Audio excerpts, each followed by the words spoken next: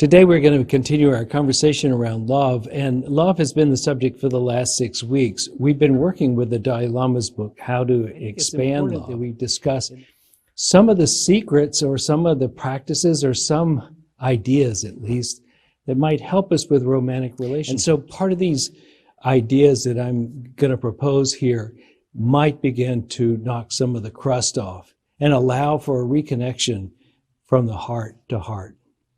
I think it's important that when you're dealing with your own heart, that you be kind to yourself. It's part of the practice of loving someone else, is to love yourself. Now, to have a great relationship with someone else, here's some things that might make the relationship work better. It's important, I think, when you're beginning a relationship, that you learn to ask and not assume, especially while it's easy. Ask a lot of questions. Ask and be curious. See if you can ask rather than assume. And in that way, you might find out what they are really like. If we do it early, we may avoid some difficulties. And if we do it often, we give the person a chance to unfold themselves just as we would like to unfold ourselves. So the first thing to do is to ask and not assume. To go along with that, when we find something about them that inevitably we will find that we don't agree with, that we don't like so much, then we should remember that we need to be careful before we're critical. More careful than critical. Because one of the things that happens, I think, in personal relationships is our vulnerability comes to the fore. We are risking intimacy with someone. And when you do that, the words that are said have much more meaning than they do if it's just somebody on the street. No, this is something that feels a tendency personal to move toward criticism, but we need to practice being careful and couch everything we say in a tenderness and a kindness rather than in a need to be right or to control. If you are going to be critical, connect first before you criticize. Connect. Connect before you correct what the other person does. Connect.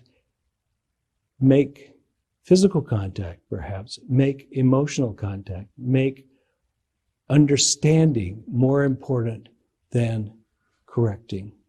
Connect with the person. Perhaps you know their love language, of which some people love to be touched, some people love to be praised, some people love gifts, some people love acts of kindness, and some people just like quality time. Know what they like. Connect with them. Find a way to be intimate with them. Maybe when you do that, you will not even need to correct. The judgment itself will never get you where you want to go.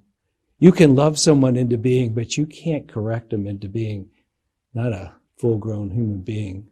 They don't like it. They really don't like it. And they will probably entrench in what they were doing. So my advice is that before you correct somebody, you connect with them, at the very least. And if you can find a way to move back into love with them, then they will follow you more or less to the ends of the earth to do what their heart really wants to do, which is to love you back. And so our need is to come to this place where we are full within ourselves. We have learned to love ourselves.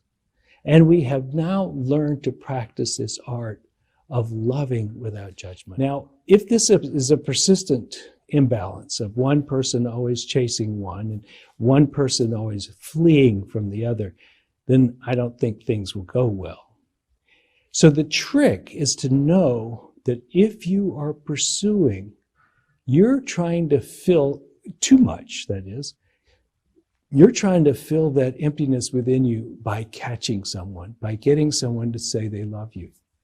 And if you are in the being the pursued, the one that is sought after, You are afraid that you're not lovable, and therefore you're running from the intimacy that might ensue if you're caught. And if that continues, we will entrench ourselves in our false belief of we not being enough. In a healthy relationship, it goes back and forth. One pursues, and then maybe the next day the other pursues. If we can do this, we will find that we are encountering our deepest fears, that we are not lovable as we are, that if I don't chase, no one will love me. If I get caught, they'll see I'm no good. If we don't face those fears and confront them with this self-love that we're trying to generate, what we will create is a mess. And if we can pull this off, if we can learn to actually put ourselves in a position of facing our deepest fears, which are the ones that we don't confess often even to ourselves, that something is wrong with us, that we're not lovable, and that we feel we need others because we're incomplete. If we can face those fears and experience them and hang in there and still love ourselves, then we have a chance of walking into the world with a sense of balance that invites balance in the other, invites them to see us as whole and complete human beings, and to recognize the divinity with us is in such a way that they want to be with us. And they know how to treat us with respect because we have treated ourselves with respect. And if we will return the favor to them, we can set the conditions in our relationships that they be based on really a sense of wholeness and not on a basis of need. Let your heart lead on this. And maybe we will all find that we have the love we have always sought in the world. May this be a beautiful time of love and acceptance, both for those who are close to you and those far away.